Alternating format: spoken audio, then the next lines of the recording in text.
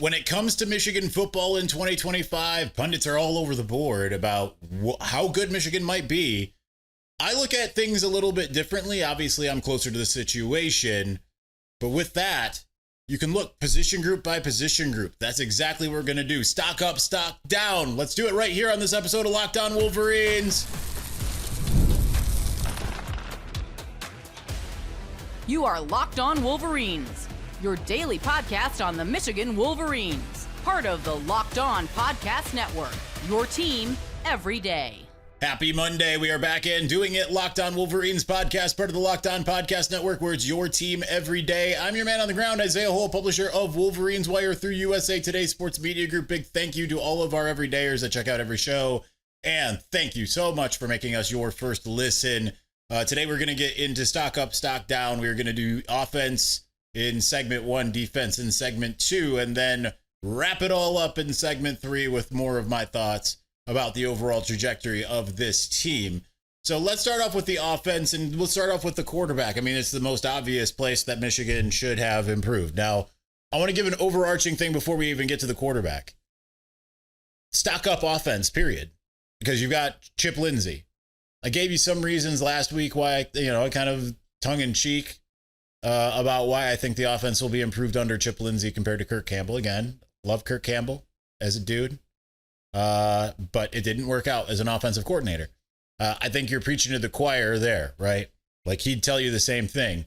But with that, I think that there's a lot that you look at offensively that's just going to be better by virtue of having a veteran play caller, someone who's done it for decades, and has been a head coach both at the college level and the high school level. And listen, this is a good time for me to, there's going to be a shout out / an admonition of the Den over at Mason Blue Review. Who, there are a little bit of people being undude there and being like, what if Chip Lindsey takes over everything and just starts going all willy-nilly, and Sharon Moore, he's taking his hands off and he can't stop it. It's actually my friend Davis's little fake voice that I'm using there. Yeah, that's not how that works. That's not how that's going. It's not like Chip Lindsey sitting there, being like, man, I just want to run air raid so bad. I can't do it because the stupid guy in charge. And then Drone's like, you know what? I'm going to give it to you. And then suddenly they're just running 5 wide the whole time. That's not what's going to happen, folks. It's not how that works. But you want him to have the ability to do some things different. That's why he was brought in. He wasn't brought in to do what didn't work last year. Remember that. Okay, so stock up offense as a whole. Quarterback. With that one, I'd said obvious stock up. Because you got Bryce Underwood now. It's a little bit of a tenuous situation because, you had today, Ron Bellamy said Mikey Keane is a full go in practice. From what I've heard coming out of the scrimmage, he did some individual things and did not do anything with the ones. But we'll know more tomorrow because we get Sharon Moore for the first time in fall camp. But at this juncture, doesn't seem like Mikey Keane's really doing anything. But, Ron Bellamy said that he is. Okay, there you go. But like we talked about last week, TJ Metcalf's like, I haven't gone up against him. Okay, so that there's something off there. But, okay, regardless, you feel better. I feel better about, obviously, Bryce Underwood. I feel better about even second-year Jaden Davis, who still didn't really look good. And I feel better about Jake Garcia than what was happening in Ann Arbor last year. There was a lot of misuse, right? Like a lot of what we talked about Alex Orji. They didn't use Alex Orji correctly. Was he a good quarterback? And we'll find out at UNLV. But how they used him was not correct, right? It's like trying to make Denard Robinson a pocket passer. Not exactly the same, but they just didn't do what they should have done with him.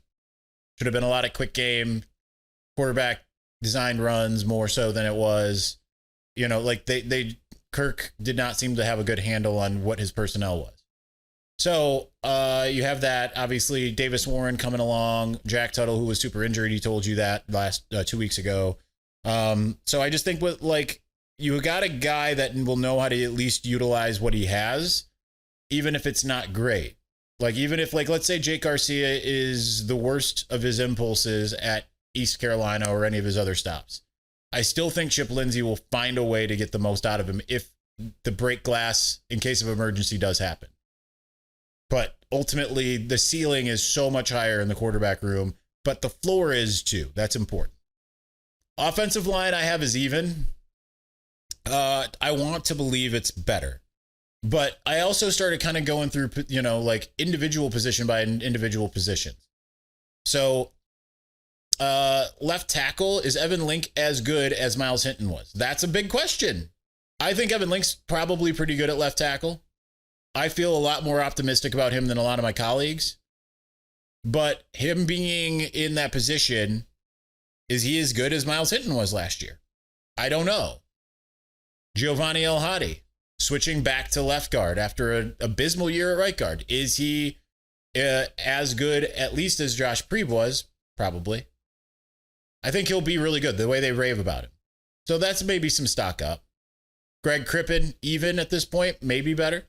We'll see. Again, we'll just see. We haven't heard like a ton about him. Right guard is a mystery. And then Andrew Sprague was, at least in the one game he was in, a big improvement on Evan Link at right guard or right tackle. And but he's got one game. That's it. One. Granted, really good opponent still. Running back, stock up. No offense to my guy, Donovan. No offense to Kalel. I think that you've got two guys that can create more than not. Again, I'm really feeling the Justice Haynes of it all. I know a lot of you out there are all on the Jordan Marshall train. Same thing as Andrew Sprague. One really good game against a really good opponent. But at the same time, kind of hard to for sure say like that can extrapolate. I mean, you can probably say the same thing about Justice Haynes, but I've heard some really good and encouraging things about Justice Haynes from like so many people, whether it was before fall camp, during fall camp. I'm all aboard the Justice Haynes train. They'll both play probably relatively equally. I'm just telling you, watch out for Justice Haynes. But that is a stock up room. Tight end, that's a stock down. I mean, there's no way around it. There's nothing you're going to be able to do to make that stock up. Hogan Hansen could be the heir apparent to Colston Loveland, but he has been injured. I don't know what his status is in fall camp. Haven't asked, don't know. But no, he was injured all off season, and he hasn't risen to the level of Colston yet, and I don't know that we'd predict that he will rise to that level. Marlon Klein, is he Colston Loveland? No. So, I mean, that's a stock down. You got to include Max Bredesen in there, Jalen Hoffman. Those guys are going to get used in the passing game as well. Guaranteed. Guaranteed what we saw in the spring game that's not a one-off. We're going to see more of that. And then finally, wide receiver. That's a stock up room. Because even if, you subtract not Tyler Warren, that's the Penn State guy, Tyler Morris. You subtract Tyler Morris, and then everything else is the same, but then you add Donovan McCulley, Andrew Simpson, Anthony Simpson, Andrew Marsh, and Jamar Browder, and Jacob Washington. And the younger guys should, those second year guys should have a better year because we didn't really see much of them. And there's just a lot of guys that needed that year, right? Kendrick Bell is the type of guy, like last year was his first year playing wide receiver and he had injury issues. So now how much better is he? Does Peyton O'Leary build on having a crucial catch at Ohio State? I think that those are really interesting things. And then on top of it, people are raving about Samaj and Fred Moore. That's a stock up room. So just to keep score, stock up quarterback, stock up wide receiver, stock up running back, even offensive line, and stock down tight ends. Big stock up at the offensive coordinator position. That's already a big plus. Okay. Like they are swearing to us that it's going to look so much better, so much different. I buy that at least 50%. So I think like just by virtue of that, things are good. All right, let's get to the defense. I know there are some people online that disagreed with me with my article of the same topic with some of the defensive things. I'll explain my reasoning, and we're going to do so here in just a moment. But before we do, we've all been there, logging on early and waiting forever for concert tickets to go on sale, only to lose your spot for a show you've been dying to see. Live music should be about making memories, not dealing with the stress of ticket shopping. That's where Game Time comes in. Game Time makes getting concert tickets faster and easier than ever. Prices actually drop the closer you get to showtime, and you can save up to 60% off with their killer last-minute deals. If you are tired of endless scrolling to find that best deal, well, Game Time's zone deals, those will pick the best seats in the section for you. And with Game Time, the price you see is the price you pay. There are no hidden fees. Take the guesswork out of buying concert and show tickets with Game Time. Download the Game Time app, create an account, use the code LOCKEDONCollege for $20 off your first purchase. Terms apply. Again, create an account and redeem the code LOCKEDONCollege for $20 off. Download Game Time, the app, today. Last minute tickets, lowest price, guaranteed.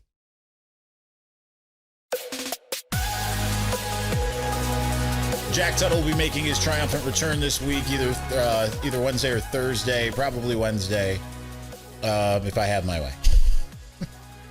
But we'll see. And that's going to be a regular thing.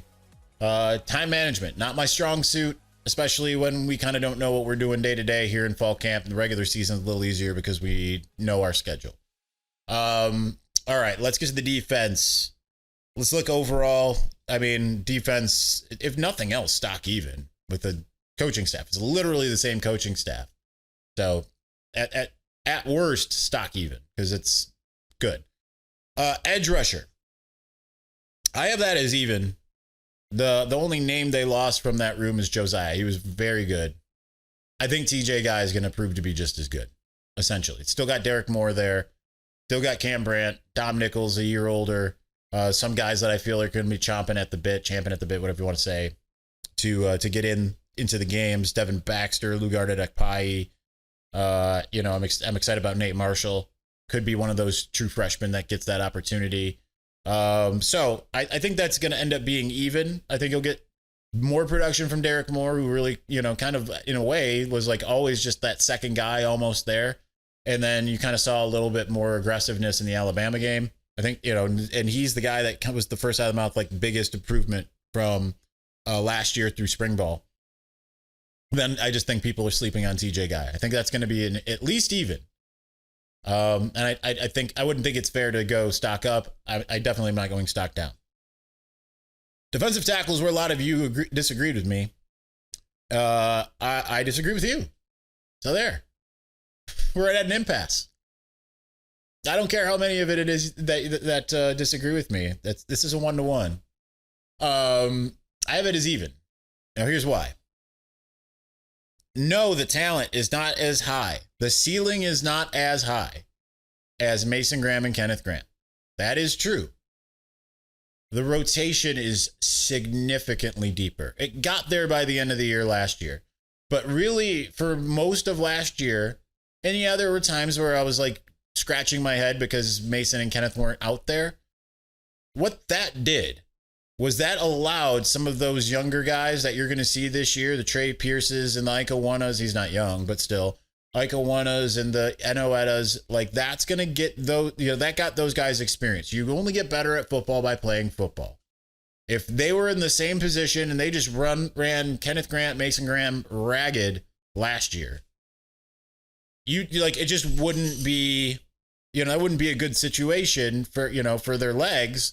But like maybe like some of the busts that happened, especially early in the season, maybe don't happen. I doubt it because you had some kind of formational things I just don't think worked in the college game. That's on me. That's just me. Wink, if you're watching, you can disagree with me. I very well could be wrong. You've forgotten way more about football than I'll ever know. I look at it and I look at that rotation. All the guys I just mentioned, plus Rayshon Benny, plus Trey Williams, plus Damon Payne. Now, are they getting the Trey Williams and Damon Payne that have existed thus far? Then that might not be that might tick you down a little bit. But I am of the full belief that this change of scenery, the style of defense, how they're going to fit in, the development by Lou Esposito, I think it's going to be even to last year. Could even be stock up once we're all done. And I know you're going to look at it and say, that's impossible. Look at the two guys they lost. That was kind of the talk of the defense coming out of 2021 when they lost Aiden Hutchinson and David Ajabo. No, the pass rush wasn't as good as it was with those two, but the defensive line as a whole was very good. And I think also because of those edge guys and the guys that are behind them, right? Because like there's not really an exploitable part right there. I think that's going to end up boding really well for Michigan. Stock even at this point. Linebacker stock up even with the same two starters. You know, you add in Jimmy Rolder, the quote third starter. You've got Cole Sullivan. People forget about Jaden Hood, who was injured before. If he comes back healthy, I mean, he's a guy that played a lot. Looked pretty good when he did. People forget about Troy Bowles, the transfer from Georgia. He was injured in the spring. As far as I know, he's healthy now. I'm not 100 on that. And then the two true freshmen, every single person I've talked to has raved about them. Not just Nathaniel Owusu-Boateng, but also Chase Taylor. Is just absolutely raved, whether it's been on or off the record. So that's stock up room. I mean, Michigan really truly believes they have the best front seven in all of college football. I know that. So you should too. With that, yeah, even stock up. That's where we're at. Safety. I don't remember what I put in the article. I might have put even, but probably stock up. A little bit of concern about Rod Moore, even though Lamar Morgan said today, like, he'll be fine, right? Like, kind of the same thing as the Mikey Keane of it all. But the good news is not, again, you get better at football by playing football. Brandon Hillman, Mason Curtis played some football last year. Lamar Morgan revealed, finally, the reason why Jaden Mangum didn't play last year, and it was injury. Said, like, we are seeing the same guy that did really well at Michigan State. You add in TJ Metcalf, Tevis Metcalf. Now, like, I guess the question starts to be, who ends up being the nickel? Because it's like they're talking like Zeke Berry, Jair Hill, TJ Metcalf. I would still put my money on TJ Metcalf. But, like, what do you do, man? There's so many guys. You got to play them. Like, I mentioned Jacob Oden in the thing. I think that's a like, it would be reasonable to think that he's taken a big step forward. But at the same time, I haven't really heard his name in press conferences. But we'll see. That's a stock up. Finally, cornerback. That's a stock down again. But at the same time, like, they didn't have Will Johnson for half the year. So in a way, it might be even. I'll just actually, let's revise it. Let's say it's even, because he didn't play in 6 games. And honestly, it was even less than that, because, like, left games early with the injury, didn't really, had the one kind of bad game against Washington. So, I mean, some of the same could be said of Colston Loveland, but in tight end. But I look at the corners. You assume that it's Zeke Berry and Jair Hill, even though that both have been talked about as being nickel guys. Shamari Earls, I think, is going to play early, but I don't think you can count on him until halfway through the season, a la Will Johnson back in 2022. And then, I mean, Jaden Sanders has been getting some mention lately, but I would say the same thing, but I feel like he's more of a, like, wait till next year type of guy. And JoJo Edmond. Heard some really good things about him. A couple pick sixes in fall camp. Guy that I didn't mention in the article that needs to be mentioned is Caleb Anderson, the transfer from Louisiana, Lamar Morgan special. I don't know if he'll be like a right away type of guy. We didn't ask him about him today. But I think that we might be sleeping on him. They look at him as being an Amir Hall, Josh Wallace type. So to me, that's an even at this point. So that's that. All right, we've got more. Let's tie it all together. And final thoughts on why did I do the stock up, stock down? Let's do that here in just a moment.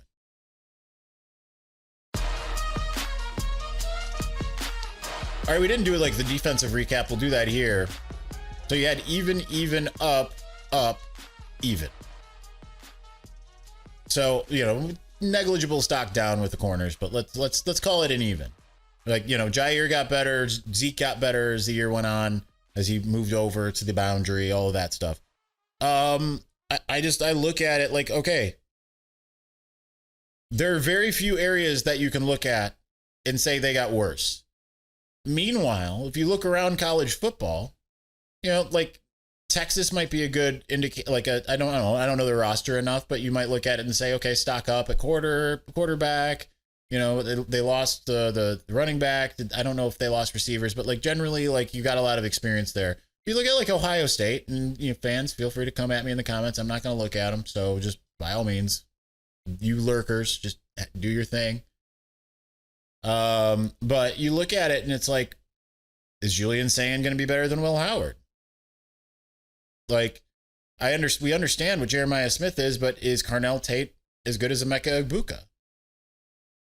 You know, like, is James Peoples as good as Quinshon Judkins or Travion Henderson?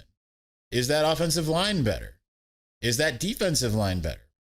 Whether it's the tackles, you know, Edric Houston, if he remains healthy, God willing he does, are the edge rushers. I don't really know who their edge rushers are right now, personally, offhand at least.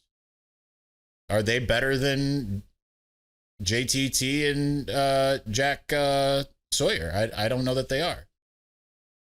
Right? Like you can see a little bit more where there are questions. Now, do they reload? Probably.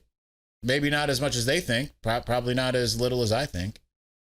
But you can see some tangible, like, and they got new coordinators, and it's not like that's not a good thing, right? Losing Chip Kelly and Jim Knowles is not a good thing for Ohio State. Keeping Wink and gaining Chip Lindsey for Michigan is a good thing. Having Bryce Underwood over the trio that they had last year is a good thing. Adding Donovan McCulley to the wide receivers room is a good thing. All of them are good things. So that's why I did it this way, was because it's like you look position by position, and really there's only one place that you can say for sure Michigan got worse. Now, are some of the players as talented? No.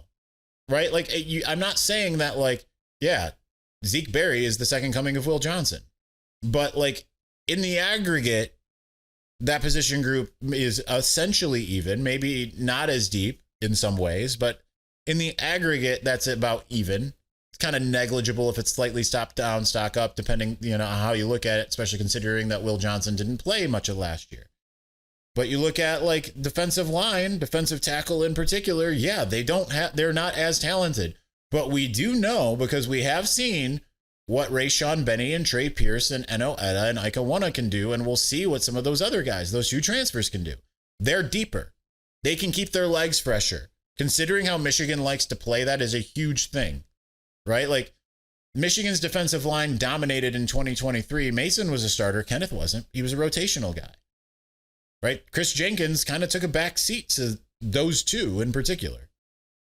Depth means something. And then you add in the schedule and all of that, and the fact that Michigan, I saw some hilarious comments on the Wolverines Wire Facebook. Like, because we did like a Joel Klatz ranking Michigan 10th, and you had all these Buckeyes in there that were like, there's an easy schedule. It's like, no, that's good. For Michigan this year, that's good. I don't think any Michigan fans out there saying like, brutal schedule.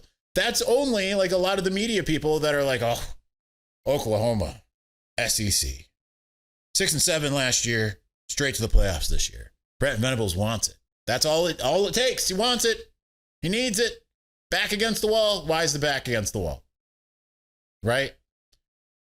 So I look at it and I say, okay, the schedule is amenable. AP Top 25, only 2 ranked teams, only 1 in the coaches poll. Oklahoma is ranked in the AP Top 25 at number 18, unranked in the coaches poll. Has a lot to prove still. More than Michigan does.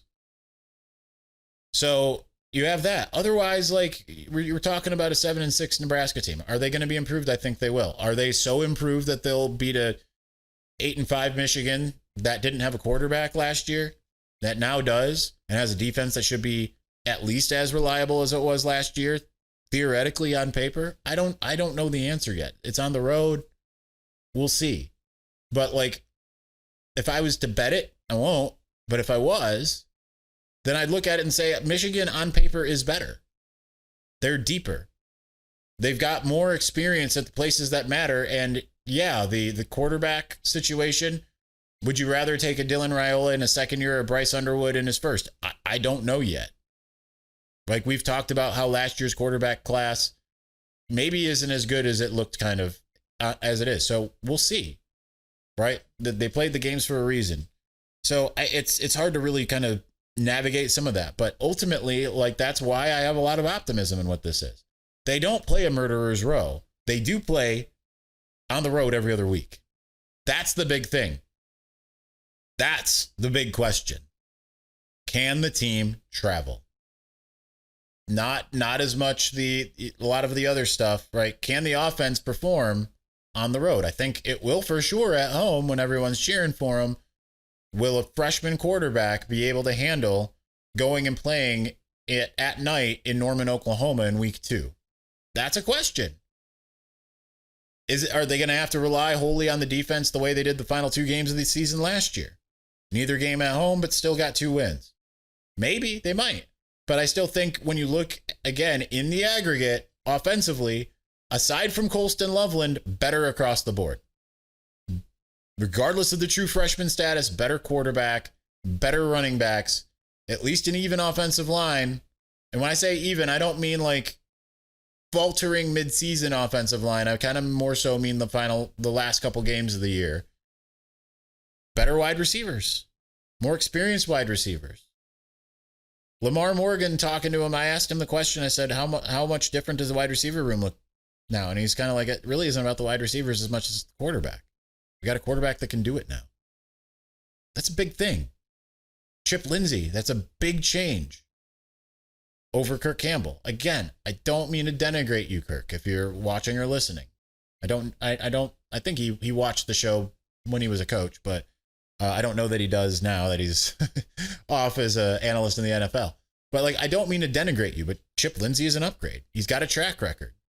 Michigan always seems to get these guys, and whether it's the Michigan fans themselves and others look at it and say like, well, he hasn't done it at Michigan, so therefore, right? Like people looked at Mike McDonald and said, well, he hasn't done it at Michigan, therefore. People looked at Wink and said, the Andy Staples, Ari Wasserman, top 10 defensive coordinators, take a guy who had the number 10 defense in the country despite having a non-existent offense to help him out on the other side and said, yeah, I know a bunch of guys that are better than this. It's absurd. So anyway, that's why I'm high on the team, going through this position by position. Those are my thoughts. Feel free to disagree. You're wrong, but just feel free to disagree. I jest. All right, that's going to do it for us today. Tomorrow, we'll probably, again, be around the same time, 5, 6, 7-ish. We'll be, hopefully not as late as 7. We'll be reacting what Tyrone Moore had to say in his fall camp press conference on Tuesday. So thank you for watching. Thank you for listening. We will talk to you again soon. Peace.